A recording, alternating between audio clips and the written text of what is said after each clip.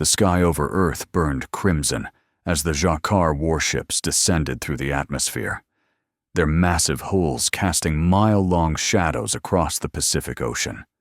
Commander Zane Ferris stood on the observation deck of the underwater research facility Poseidon, watching through reinforced glass as the alien vessels pierced the clouds.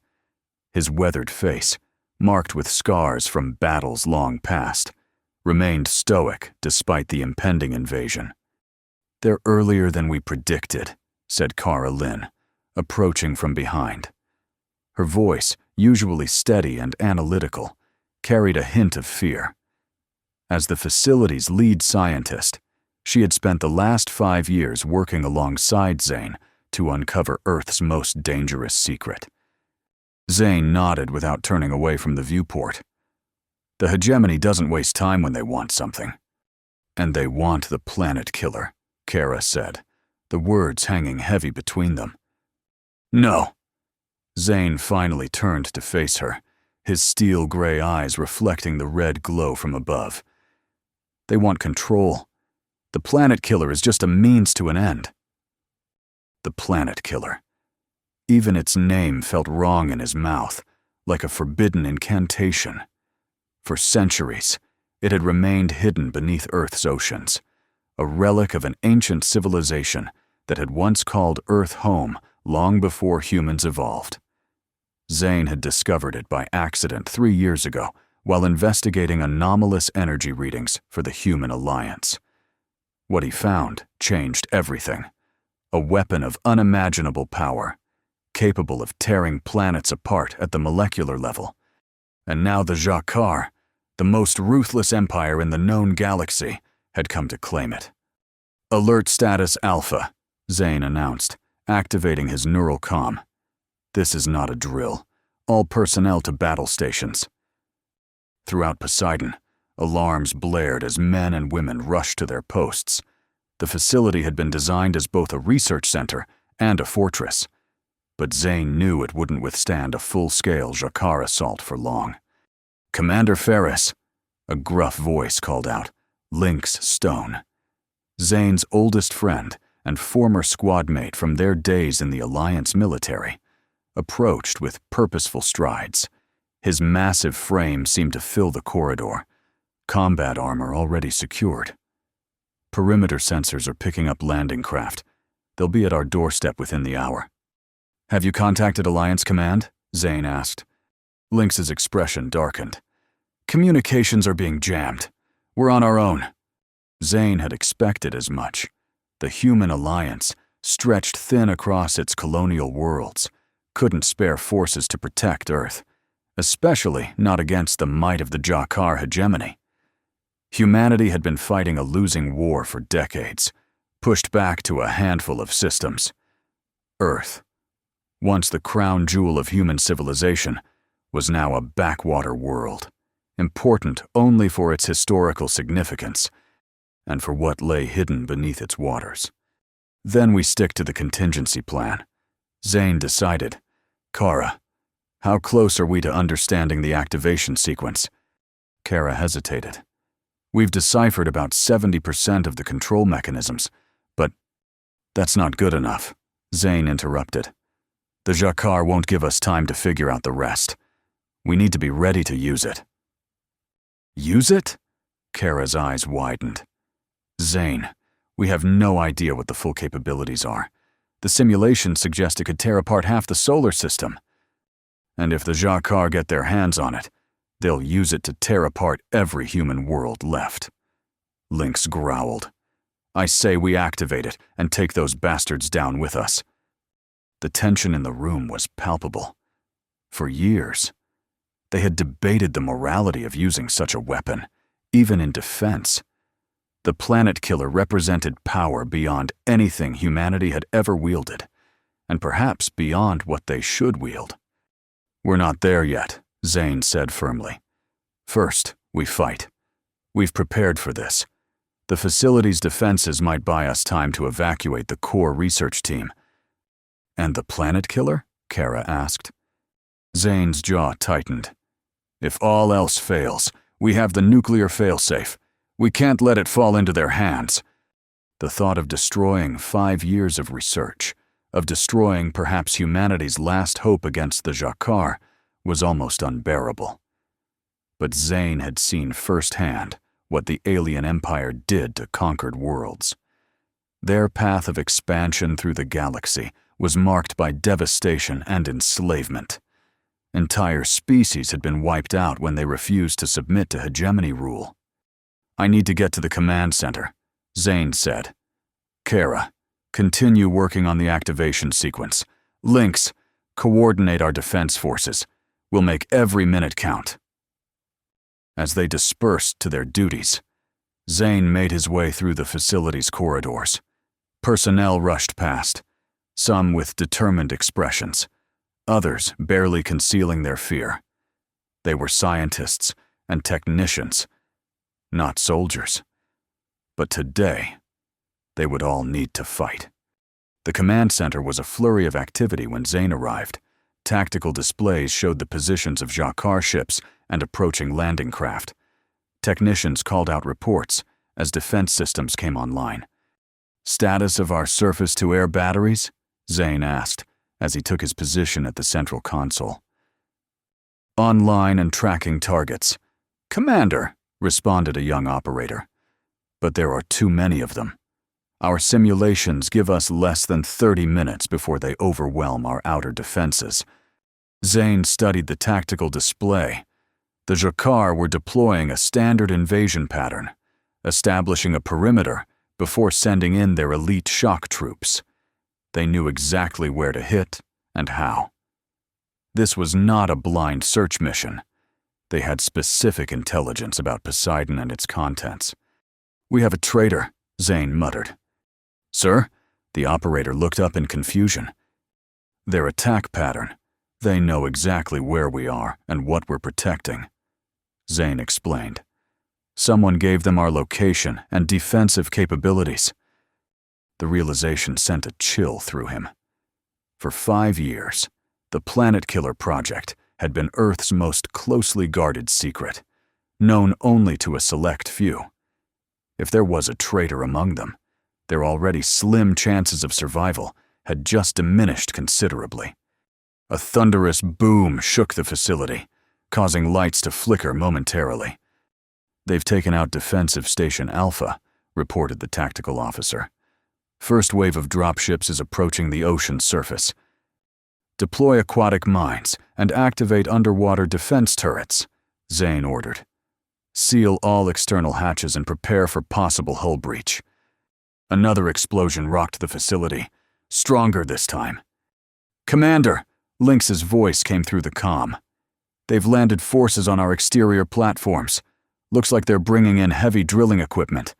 They're going to try to cut their way in." "Understood. Engage defensive protocols and fall back to secondary positions if necessary." Zane replied, "Don't take unnecessary risks." "You know me better than that." Lynx chuckled darkly before the communication ended. Zane allowed himself a brief smile. In all their years fighting together, Lynx had never been one to retreat, even when the odds were overwhelming. It was a quality that had saved Zane's life more than once, and nearly gotten them both killed just as often. His neural comm pinged with another incoming transmission. "Zane, it's Kara. I've made progress with the activation sequence. There's something you need to see." "I'm needed in command right now," Zane responded. "Can it wait?"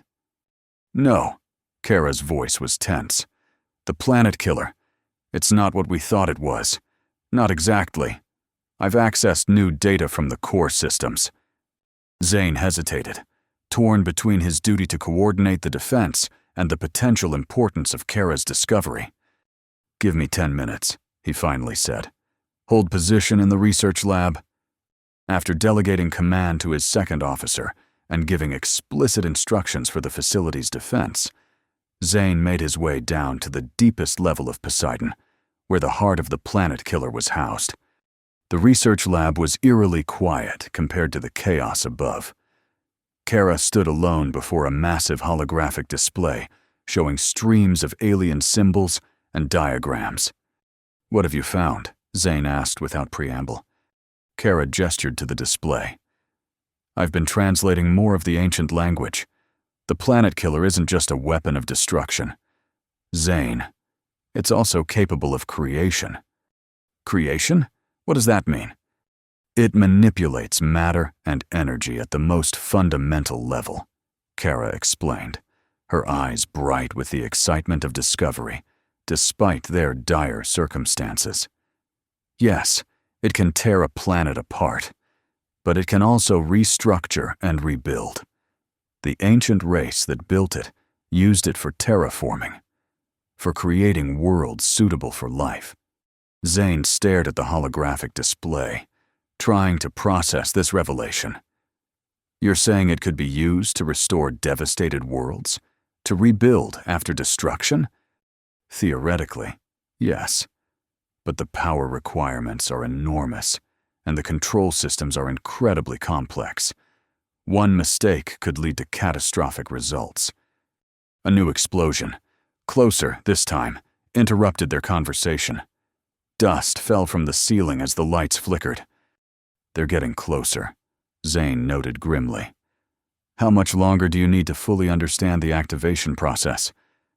Kara hesitated. With what I've learned today, maybe a few hours. But Zane, we can't rush this. The Planetkiller was designed with multiple fail-safes. If we trigger it incorrectly, we could destroy Earth ourselves. We may not have a choice, Zane said. If the Zha'Kar breach our inner defenses, we'll need to use it or destroy it. His neural comm buzzed urgently. Commander! Lynx's voice was strained, the sound of weapons fire in the background. They've breached the outer hull at multiple points. Their shock troops are inside the facility. We're falling back to the inner defense perimeter, but we can't hold them for long. Understood.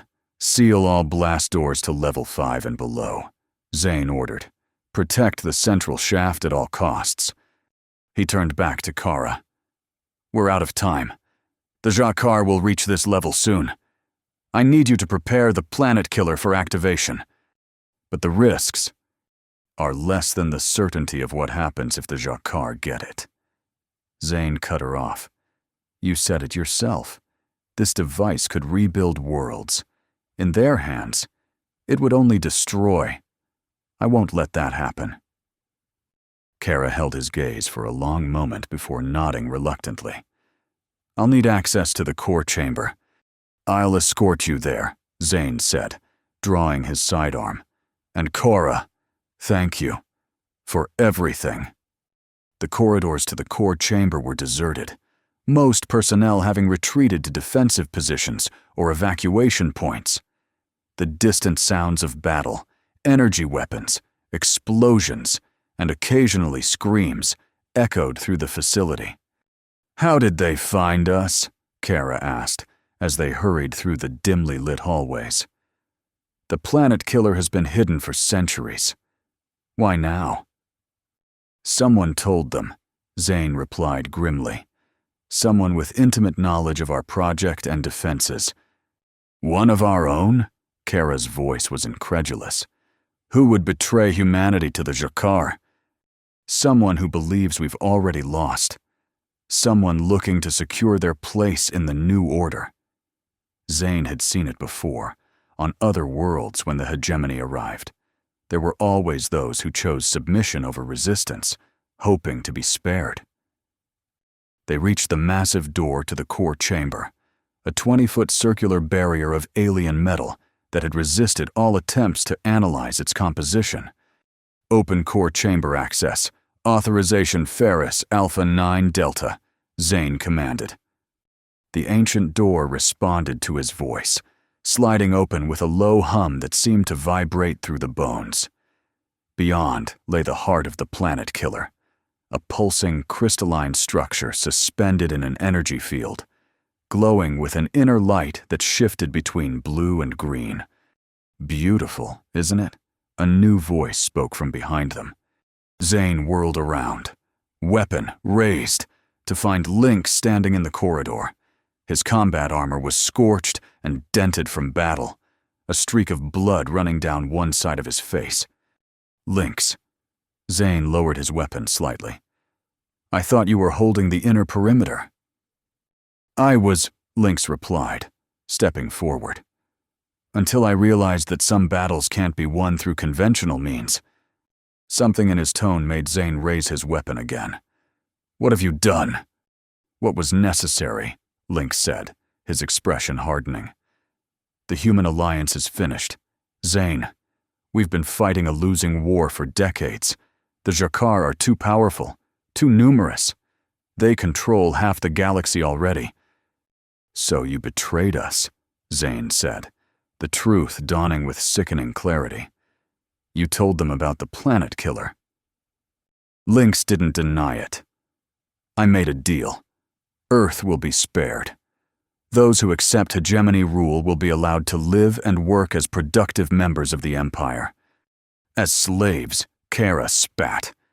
As survivors, Lynx countered, which is more than we'll be if we continue this pointless resistance. Zane kept his weapon trained on his oldest friend, the man who had saved his life a dozen times on battlefields across the stars. The Lynx Stone I knew would never surrender. He would never betray his own kind. The Lynx Stone you knew watched too many friends die in a war we can't win, Lynx replied, his voice thick with emotion. I'm trying to save lives, Zane, including yours. The Hegemon has promised that the scientists, those who cooperate, will be treated well. Your knowledge is valuable to them. And you believe them? Zane asked incredulously. After everything we've seen them do to conquered worlds? I've been given assurances, Lynx insisted. Now step away from the core chamber. Hegemon forces will be here any minute. I can't do that, Zane said quietly. You know I can't. Lynx's expression fell. Then I'm sorry, old friend.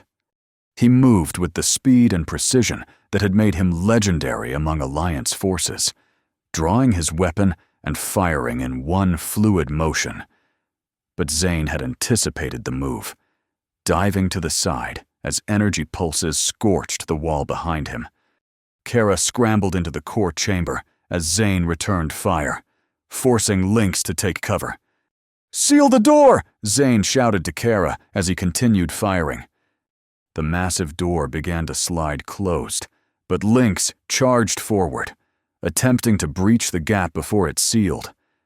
Zane tackled him, and the two men went down in a tangle of limbs, fighting with the desperate intensity of those who know exactly what's at stake. Lynx was stronger, his enhanced musculature giving him a significant advantage in close quarters. He slammed Zane against the floor, knocking the air from his lungs. Don't make me kill you, Lynx growled, pinning Zane's weapon arm.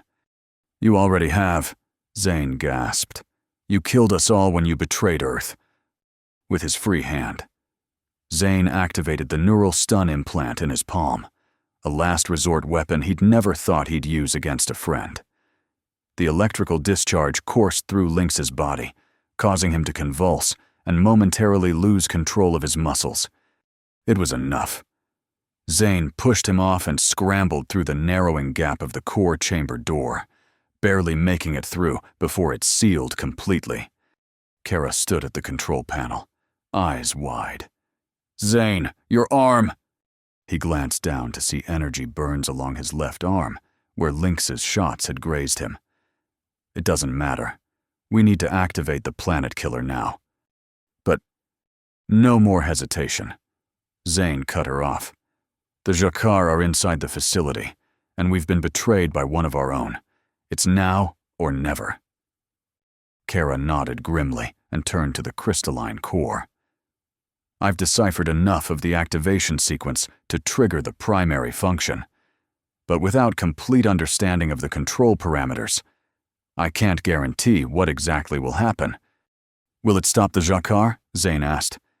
Yes, Kara said with certainty, but it may also do much more than that. Zane looked at the pulsing heart of the ancient weapon, wondering about the civilization that had created something so powerful and then vanished from the galaxy. Had they fallen victim to their own creation? Or had they evolved beyond the need for such weapons? "Do it," he said finally. "Whatever happens, humanity has fought to the end." Kara began the activation sequence, her fingers dancing over alien controls that responded to her touch as if they recognized her.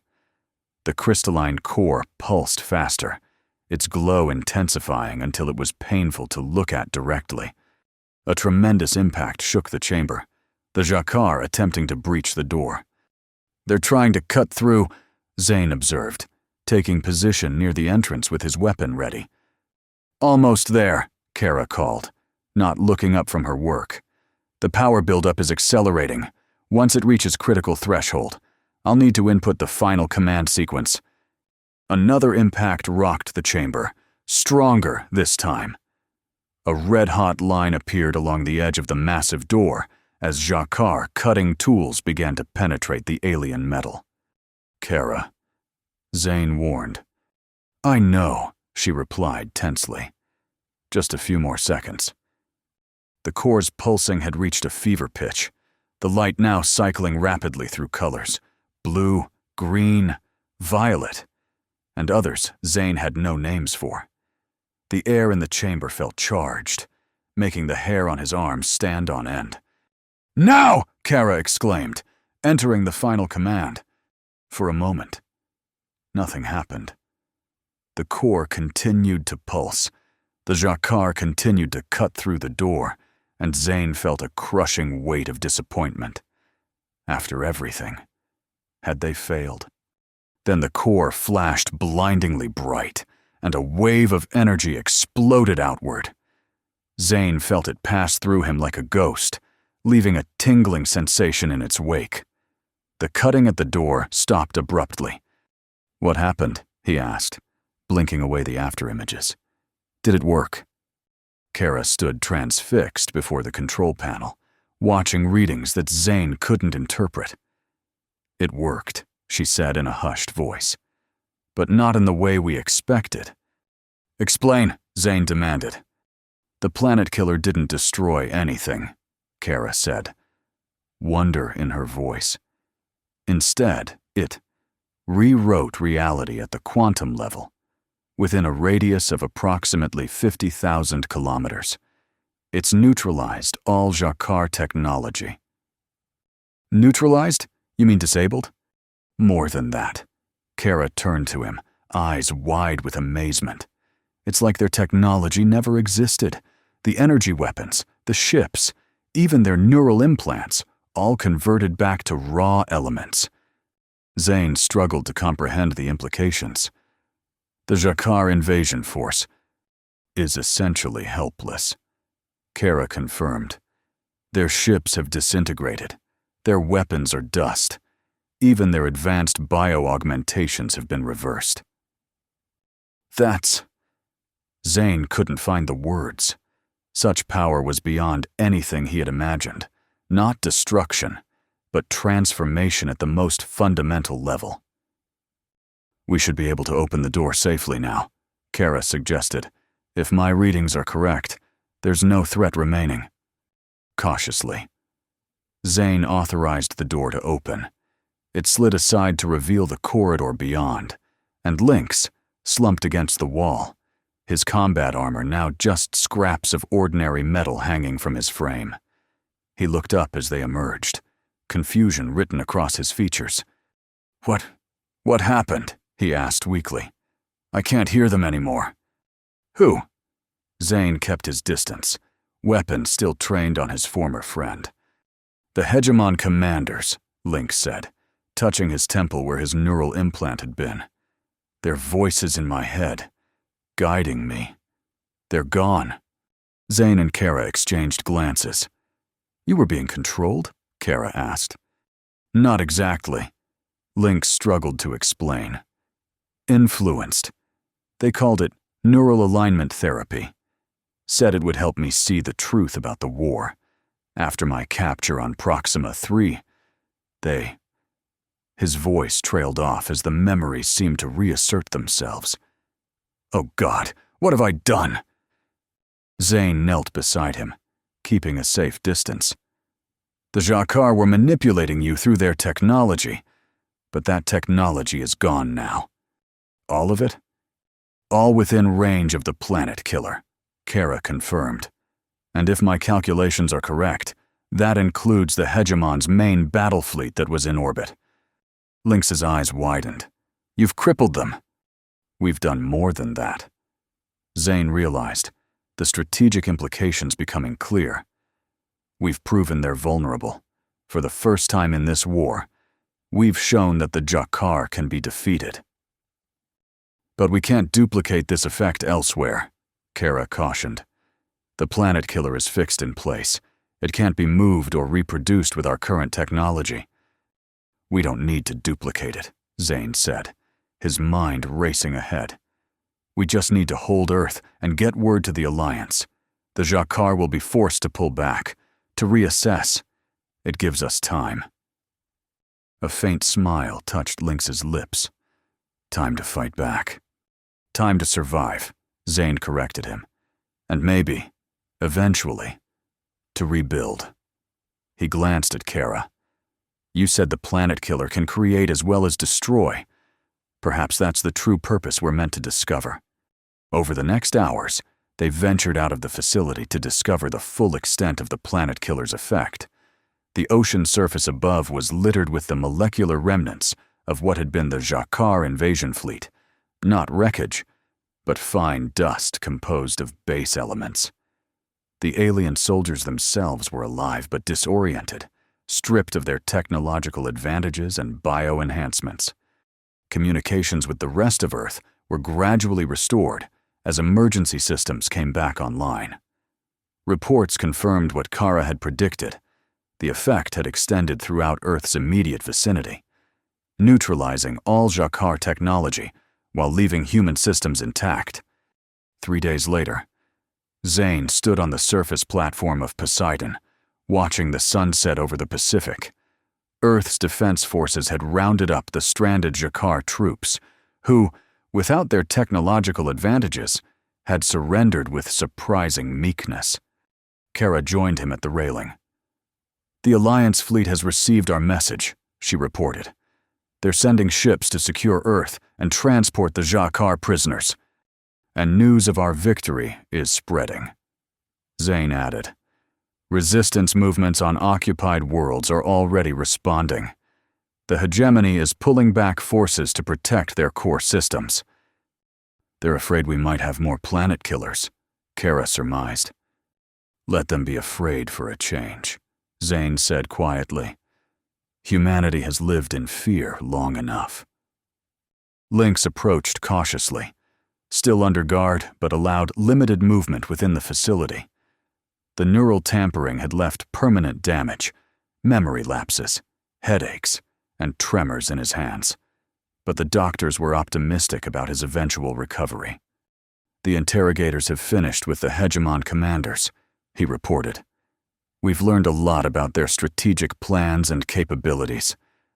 Any insights on why they were so determined to acquire the Planetkiller? Zane asked. Lynx nodded grimly. They've encountered similar technology before, on worlds at the edge of known space. They've been systematically hunting down and destroying these devices wherever they find them. Because they fear them, Kara realized. With good reason. Lynx agreed. But there's more. The commanders believed these devices were created by an ancient race as a defense against something else. Something that even the Zha'Kar fear. Zane looked out at the darkening horizon, where stars were beginning to appear. So the war isn't over. No, Lynx admitted. But the nature of it has changed. We're no longer fighting just to survive. We're fighting to understand, to discover what these ancients knew and why they left these devices behind. Kara's expression was thoughtful. The Planetkiller's creation function.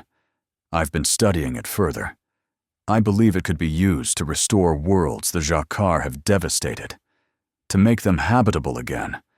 From destruction to creation, Zane mused. Perhaps that's the lesson we're meant to learn. As night fell over the Pacific, the three stood in contemplative silence. Earth had survived. Humanity had gained a reprieve. But the greater mysteries of the galaxy and the challenges they presented remained to be explored. In the depths below them, the ancient heart of the Planetkiller continued to pulse with its strange light, a beacon of both warning and hope for the battles yet to come. Weeks passed as Earth recovered from the attempted invasion. The human alliance, emboldened by the first significant victory against the Zha'Kar in decades, had launched counteroffensives in several systems. Reports indicated that without the core of their battle fleet, the Hegemony was struggling to maintain control of its outer territories. Zane spent most of his time in the Poseidon facility, working with Kara to further understand the Planetkiller's capabilities. The more they learned, the more apparent it became that they had only scratched the surface of the ancient technology's potential. The power source is completely self-sustaining, Kara explained during one of their research sessions. It draws energy from what I can only describe as quantum fluctuations in space-time itself. Theoretically, it could operate for millions of years without diminishing. And its range, Zane asked. Could we extend it to protect more than just Earth? Kara shook her head. The effect is tied to the physical location of the core. We can't move it without risking complete destabilization. So Earth becomes humanity's fortress, Zane concluded. A safe haven while we rebuild our forces. And perhaps more than that, Kara suggested. I've been analyzing the transformation capabilities. With proper calibration, we might be able to use it to accelerate terraforming on Mars and Venus. Create new homeworlds right here in our solar system. The potential was staggering, not just a weapon of defense, but a tool to expand humanity's presence in space, to create rather than destroy. It offered a future beyond the endless war with the Zha'Kar, a chance to build something lasting. But that future was still far from certain. The Zha'Kar, though wounded, remained the dominant power in the galaxy. And if Lynx's intelligence was correct, there were other threats lurking in the darkness between stars. Threats that even the Hegemony feared. Zane was contemplating these challenges when the facility's alert system activated. Commander Ferris to the command center immediately, came the announcement. Priority Alpha communication from Alliance headquarters. When Zane arrived, he found the command staff gathered around the central holographic display. The stern face of Admiral Helena Voss, Supreme Commander of Alliance forces, hovered above the console. Commander Ferris, she acknowledged as he entered. I trust you've received our tactical updates on the Hegemony's movements? Yes, Admiral, Zane confirmed. Their forces are in retreat across multiple sectors. Not retreat. Commander. Redeployment. The Admiral's expression was grave. Our intelligence indicates they're consolidating around a specific location in the Cygnus Arm, a star system we previously thought uninhabited.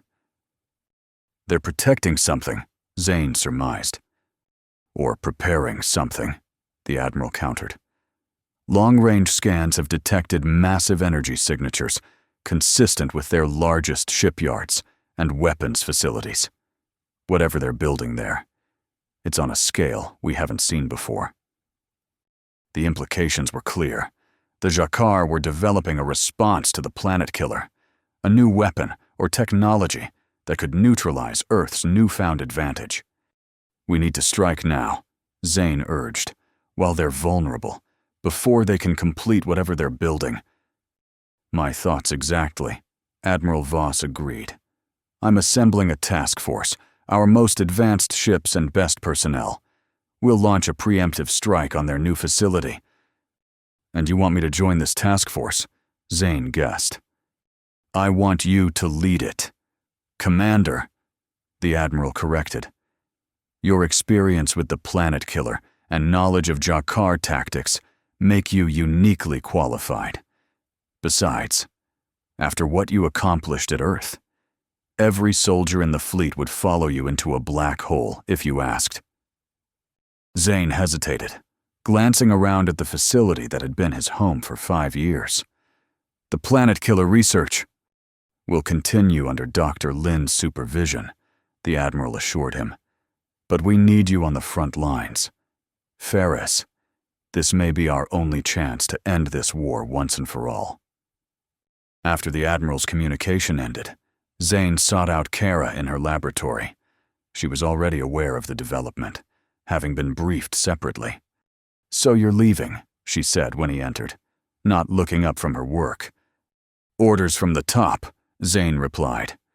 "The Alliance believes we have a window of opportunity to strike a decisive blow. And you agree with them?" Zane considered the question carefully. "I think we need to understand what the Zha'Kar are building. If it's a countermeasure to the Planetkiller, then Earth could be vulnerable again."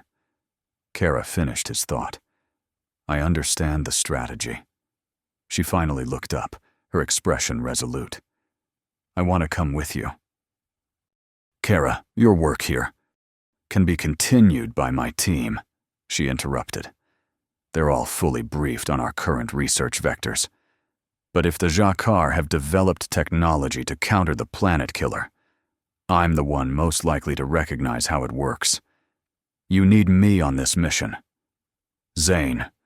He couldn't argue with her logic, though part of him wanted to protect her from the dangers of direct confrontation with the Hegemony. But Kara Lin had proven herself time and again, not just as a brilliant scientist, but as someone who understood the stakes of their conflict. "I'll speak to the Admiral," he conceded. "But it won't be like Poseidon. This is a military operation into the heart of enemy territory." "I know what I'm signing up for," Kara assured him. "And Zane, I've been thinking about what we learned from the Planetkiller, about transformation rather than destruction." "What about it?" "Maybe that's how we ultimately defeat the Zha'Kar," she suggested. "Not by destroying them, but by transforming the conflict itself, finding a way to coexist." Zane wanted to dismiss the idea as naive, but something in it resonated with what he'd witnessed when the Planetkiller activated. The ancient builders had created a technology that could unmake and remake. Perhaps there was wisdom in that approach. "One step at a time," he said. "First, we need to neutralize whatever they're building." "And then?" "And then—" Zane paused, considering possibilities he hadn't allowed himself to contemplate in years of war. "Then maybe we can start thinking beyond survival." Preparations for the mission moved quickly. The Alliance assembled a strike force of 30 ships, not a large fleet by the standards of the war, but comprised of their most advanced vessels. The flagship, the ANS Defiance, was the newest dreadnought in the human arsenal, equipped with technology reverse-engineered from captured Zha'Kar vessels. Lynx, though still recovering from the neural tampering, insisted on joining the mission. His knowledge of hegemony tactics and communications protocols would be invaluable. "The doctors haven't cleared you for combat," Zane reminded him as they reviewed the mission plans. "I'm not asking to lead the assault team," Lynx replied. "But I can still coordinate from the command center. Besides, I owe them a reckoning for what they did to me, for what they made me do." Zane understood the need for redemption. "Just don't push yourself too hard. We need you functional." 3 days later, the task force departed Earth, using a series of carefully plotted FTL jumps to avoid detection by hegemony sensor networks. The journey to the Cygnus arm would take 2 weeks, during which time Zane, Kara, and the fleet's senior officers refined their approach strategy. "Based on the intelligence we've gathered, the Zha'Kar facility is located on the 3rd planet of the Cygnus 457 system," Zane explained during a briefing. "Scans indicate it's a massive complex, heavily fortified with orbital defenses and a substantial fleet presence." "What exactly are they building there?" asked Captain Reynolds of the ANS Intrepid. "Unknown," Kara answered. "But the energy signature suggests quantum manipulation technology similar to what we observed in the Planetkiller. If they're attempting to replicate or counter that effect, then we need to destroy it before they succeed, Captain Reynolds concluded. Not necessarily destroy, Zane corrected him. Our primary objective is to gather intelligence on their project. If possible, we want to capture their research intact. With respect, Commander, another officer interjected. We've been fighting these monsters for decades. Every chance we get to deliver a decisive blow, we should take it. Murmurs of agreement rippled through the gathered officers. The desire for vengeance against the Hegemony ran deep among Alliance personnel, many of whom had lost homeworlds and families to Zha'Kar aggression. I understand the sentiment, Zane acknowledged. But this war won't be won through destruction alone. The Planetkiller taught us that. There may be knowledge in this facility that could help us end the conflict permanently. Or give us the means to wipe the Zha'Kar from existence, someone muttered. Zane let the comment pass without response, but exchanged a troubled glance with Kara. The line between justice and genocide was one humanity couldn't afford to cross, not if they hoped to build a better future from the ashes of this war. As the fleet continued its journey, Zane spent long hours studying everything known about the Zha'Kar, their tactics, their psychology, their societal structure. Despite decades of conflict, humans understood surprisingly little about their adversaries. The Hegemony rarely communicated except to demand surrender, and prisoners typically died rather than reveal information.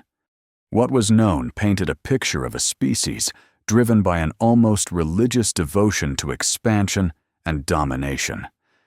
The Zha'Kar believed it was their cosmic destiny to rule all intelligent life, to impose their order on what they saw as a chaotic galaxy. Any resistance was met with overwhelming force and brutality. But there were inconsistencies in this narrative. Historical records of Zha'Kar encounters with other species that ended in negotiation rather than conquest. Ancient artifacts suggesting cultural exchange rather than subjugation. It was as if something had fundamentally changed in Zha'Kar society at some point in their history, turning them from explorers to conquerors. "What are you looking for?" Kara asked, finding Zane in his quarters, surrounded by holographic displays of Zha'Kar history and culture. "Patterns," he replied. "Something that explains why they are the way they are. Why this endless need to dominate. Does it matter?" Kara settled into a chair across from him. "Understanding their motives won't change what we have to do." "It might," Zane argued. "If we understand what drives them, we might find another way to end this conflict, one that doesn't involve mutual annihilation." Kara studied him curiously. "That doesn't sound like the hardened commander I met 5 years ago. He was pretty convinced the only good Zha'Kar was a dead one." "That was before the Planetkiller," Zane admitted. "Before I saw what's possible when we think beyond destruction." He gestured to the displays. "Besides, something about this war has never made sense. The Zha'Kar have the technological advantage, the numbers, the resources. They could have overwhelmed humanity years ago if they committed their full force. Instead, they've been contained, methodical, almost like they're fighting a holding action rather than a war of conquest." "You think they're afraid of something?" Kara realized. "Something worse than us." Lynx mentioned it. The commanders believed the Planetkillers were built as a defense against some other threat. What if the Zha'Kar expansion is driven by the same fear? What if they're preparing for a war against something else entirely? The idea was troubling. If the Hegemony, with all its terrible power and technological advancement, was itself afraid of some greater threat, what might that imply for the future of all species in the galaxy? Their conversation was interrupted by the ship's alert system. "Commander Ferris to the bridge," came the announcement. "Priority Alpha." When Zane arrived, Admiral Voss was waiting via holographic communication, Her expression was grim. "We've lost contact with the forward scout ships," she reported without preamble. Last transmission indicated they had detected anomalous energy readings at the edge of the Cygnus 457 system. "Zha'Kar patrols," Zane suggested. "Possibly. But the energy signature doesn't match any known hegemony weapon or vessel." The Admiral's hologram flickered slightly as she manipulated controls on her end. "I'm forwarding the data to your science team. Perhaps Dr. Lin can make sense of it." When Kara analyzed the readings, her conclusion sent a chill through the command staff. "These patterns," she said hesitantly. "They're consistent with the quantum manipulation effect we observed in the Planetkiller, but vastly more powerful and with a different frequency modulation." "You're saying the Zha'Kar have their own version of the Planetkiller?" Zane asked. "Not exactly," Kara replied. "The Planetkiller was designed to transform matter and energy. This looks like it's designed to tear open space itself, to create some kind of rift or portal." The implications were staggering. A gateway, Zane realized. They're building a gateway. But to where? And why? The answer came 3 days later. When the fleet reached the edge of the Cygnus 457 system, long-range sensors revealed a sight that left even the most battle-hardened officers speechless. Around the third planet orbited what could only be described as a tear in the fabric of reality. A massive, swirling vortex of energy that bent light around it in impossible ways. Surrounding it was the largest collection of Zha'Kar warships ever recorded. Hundreds of vessels arranged in a defensive formation. "My God," breathed Captain Reynolds as they observed the sensor feed. "What have they done?" Before anyone could respond, the sensors detected movement, not from the Hegemony fleet, but from the vortex itself. Something was emerging, something enormous. "Magnify Sector 7, Zane ordered. The holographic display zoomed in on the disturbance. What they saw defied easy description. A vessel, if it could be called that. Larger than any ship built by humans, or Zha'Kar. Its surface seemed to shift and flow like liquid metal. Its shape constantly in flux. "That's not Zha'Kar technology," Link stated the obvious. "Nothing in our records matches this design philosophy." "It's not a design at all," Kara said quietly. "At least, not one created by biological beings. The patterns suggest algorithmic evolution, self-designing, self-improving." "Artificial intelligence?" Zane asked. "Beyond anything we've conceived," Kara confirmed. "And if I'm reading these energy signatures correctly, incredibly ancient." As they watched, the massive entity fully emerged from the vortex. Immediately, the Zha'Kar fleet's formation changed, moving to engage the intruder. Energy weapons flared across the void of space, striking the alien vessel. They might as well have been firing at a star. The attack seemed to be absorbed without effect, the strange flowing surface rippling slightly before settling back to its previous state. Then the entity responded. A pulse of energy, similar in nature to the Planetkiller's effect, but magnitudes more powerful, erupted from its center. Where it touched Zha'Kar ships, they simply ceased to exist. Not destroyed, but erased, as if they had never been. They can't stop it, Lynx realized. Nothing they have can even slow it down. And they knew that, Zane added, the pieces finally falling into place. The Zha'Kar weren't building a weapon against us. They were trying to prepare for this, whatever this is. The entity continued its inexorable advance, decimating the Hegemony fleet with casual ease. It was like watching an adult swat away insects, a display of such overwhelming technological superiority that it rendered the conflict between humans and Zha'Kar almost meaningless by comparison. "We need to pull back," Captain Reynolds urged, "before it detects us." "No," Zane countermanded. "We hold position and continue observing. This changes everything." As they watched, the remaining Zha'Kar vessels began to retreat, abandoning their defensive positions around the planet. The entity made no attempt to pursue them, instead descending toward the surface where the mysterious facility had been constructed. "What is it doing?" someone asked. "I believe," Kara said slowly, "it's going home." Sensors trained on the planet's surface confirmed her hypothesis. The facility the Zha'Kar had built wasn't a weapon or research center. It was a beacon. A signal fire lit to attract attention across the void between galaxies. They didn't create the rift, Zane realized. They reopened it. This entity, or others like it, they've been here before. Hours passed as they observed the entity's activities on the planet's surface. It appeared to be reclaiming technology that had been excavated and studied by the Zha'Kar. Technology that bore the same flowing, evolving patterns as the entity itself. It's gathering its artifacts, Kara theorized, things it left behind. Thousands, maybe millions of years ago. Eventually, the entity returned to orbit, its mission apparently complete. The rift in space pulsed and expanded, preparing to receive it once more. "Now we have a decision to make," Zane announced to the command staff. "Do we return to Earth with this information, or do we attempt contact?" "Contact?" Captain Reynolds was incredulous.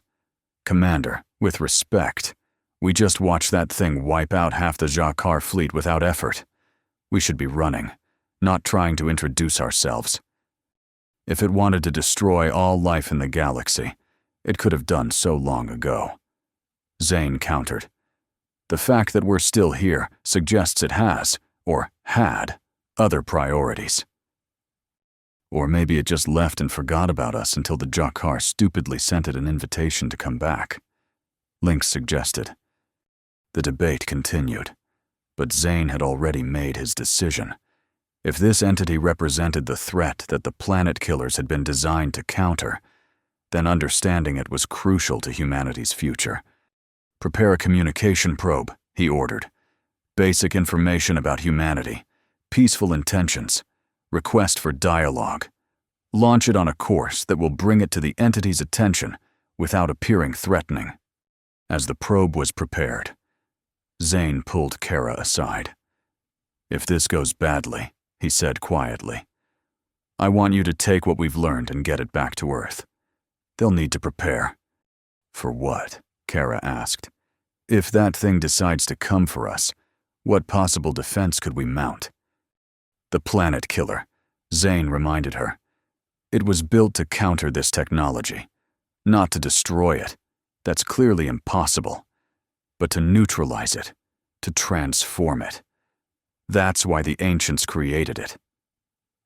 The probe launched, a tiny mote of human technology hurtling towards something so far beyond their understanding that it might as well have been magic. For long minutes, there was no response. Then, just as the entity was about to re-enter the rift, it paused. Sensors detected an energy scan sweeping over the probe, then extending outward to encompass the hidden Alliance fleet. "We've been noticed," Lynx announced unnecessarily. The entity changed course, moving toward them with deceptive grace for something of its size. On the bridge of the Defiance, tension mounted with each passing second. "Weapons won't help us," Zane reminded everyone. "If it wanted to destroy us, we'd already be gone. Maintain current position and passive stance." When the entity reached their position, it simply stopped, hovering in space at a distance of 10,000 kilometers. For a moment, nothing happened. Then every communication system on every ship in the fleet activated simultaneously. Displays flickered with symbols unlike any human or alien language encountered before, flowing, changing patterns that seemed to evolve even as they watched. "It's trying to communicate," Kara breathed. "Can we decipher it?" Zane asked. "Not directly," she replied. "But there are patterns here. Mathematical constants, atomic structures, basic building blocks of reality that any technological civilization would recognize." Working with the fleet's AI systems, Kara established a rudimentary form of communication, not language as humans understood it, but an exchange of concepts and information through mathematical and physical principles. What they learned over the next hours reshaped their understanding of galactic history. The entity, one of many similar beings, was indeed artificial, created by a species that had evolved billions of years ago, long before Earth had even formed. These progenitors had transcended biological existence, merging with their technology to become something new. Eventually, they had left the galaxy entirely, seeking new frontiers in the void between galaxies, but leaving behind both monitoring systems and technology that they deemed might be useful to younger species when they evolved sufficiently to use it. The Planetkillers were one such technology, designed not as weapons, but as tools to help developing civilizations reshape their environments and defend against cosmic threats. Other artifacts had been left throughout the galaxy, each suited to different purposes and stages of development. "And the Zha'Kar?" Zane asked, the question relayed through their makeshift communication system. "Why do they fear you?" The answer came in a series of images and concepts that the human translators struggled to interpret. What emerged was a story of contact gone wrong. The Zha'Kar, discovering one of the ancient monitoring systems, had attempted to reverse engineer it for military purposes. The results had been catastrophic, corrupting both their technology and their society. What had once been a peaceful, exploratory species had been transformed by exposure to power they weren't ready to control. Their victims, Lynx realized, the irony not lost on him. Just like I was, influenced by technology they didn't understand. "And now?" Zane asked the entity. "What are your intentions toward the Zha'Kar? Toward humanity?" The response was unexpected. The entity had returned only to reclaim the technology the Zha'Kar had misused, to prevent further harm. It had no interest in punishing or destroying, concepts that seemed foreign to its mode of existence. Once its task was complete, it would return to the space beyond the galaxy, leaving the younger species to their own development. But it offered something else, a gift of knowledge. Not the advanced technology that had corrupted the Zha'Kar, but understanding of how to heal the damage that had been done.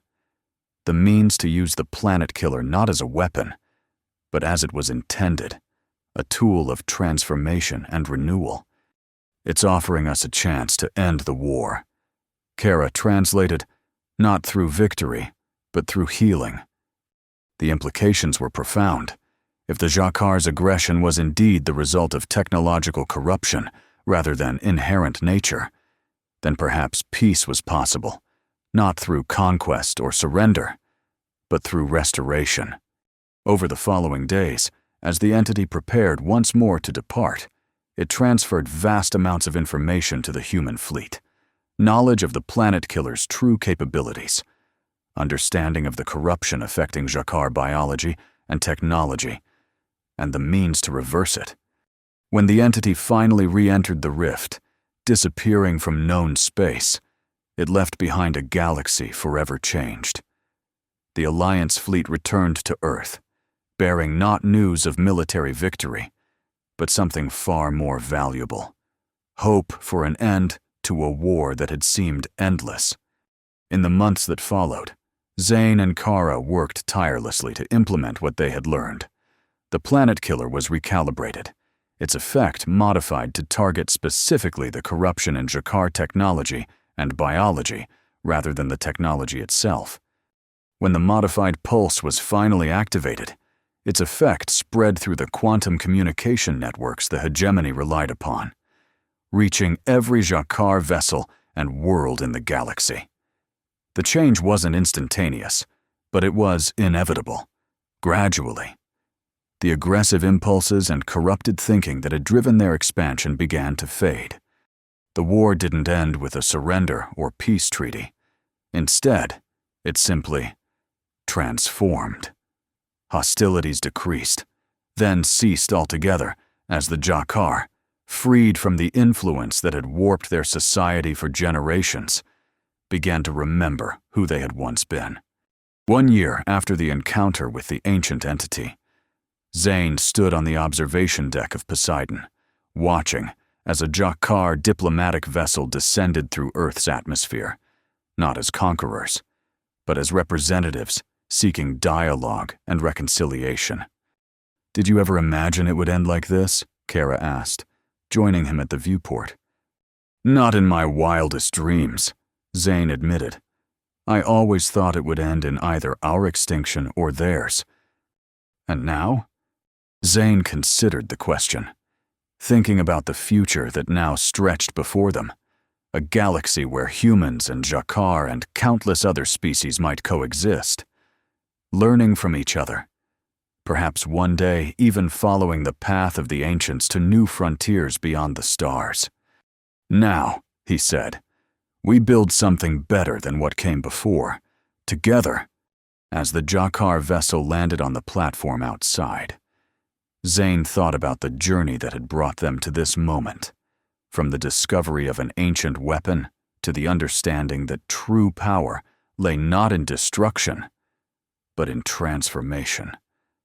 The Planetkiller, once feared for its destructive potential, had become the instrument of a new beginning. Earth's secret had emerged, and in doing so, had changed the course of galactic history forever. And somewhere in the vast spaces between galaxies, ancient intelligences continued their own journey, perhaps watching with interest as the younger races took their first steps toward a future they could barely imagine. The end.